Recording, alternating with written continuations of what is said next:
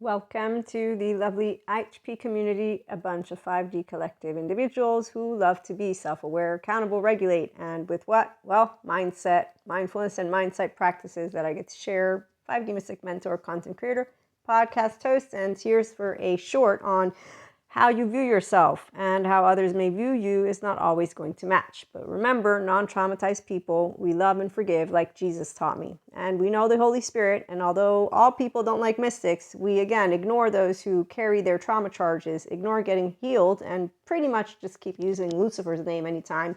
They are biologically rude, in cognitive dissonance, and stupid brains is what I like to call it, because non-bilaterally integrated people are completely annoying, frustrating, ignorant. So the most important element to the equation of how you view yourself and how others may view you is that, one, are you securely attached and truly confident, which means you have no envy, jealousy, spite, not even 1 inch, because you know how to be a person who chooses to clear your conscience and not have shame, blame, fault, or revenge lead.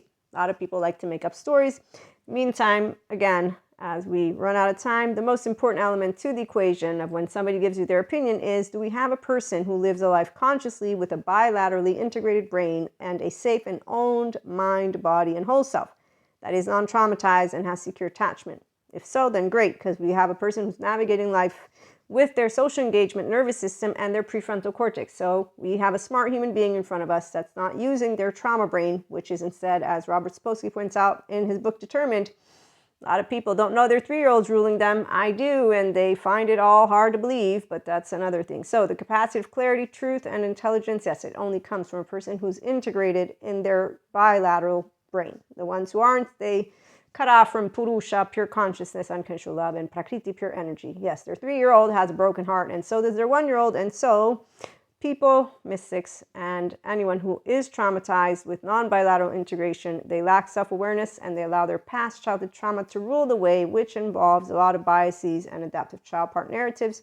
including dysregulation and modulation. And I see them all over the place. So their opinion isn't really accurate at all, because what they have is their toxic family's storyline, cultural narrative, and biases, and they bring in shame, blame, fault, and revenge manners, not to mention the insecurities of an unowned, distorted, broken self leading with trauma. So please do remember that when you get to be you, mindful, flawed with integrity, a whole self, we live with mind, body, heart, flow state, and we know love, and so we know how to be with equanimity when we meet those people, and to leave it alone, because it's their choice if they want to go heal their trauma, and then we have the laws that we will look to protect ourselves physically, mentally, and emotionally. They can't touch this, and we're going to have an extended. Tune in for more.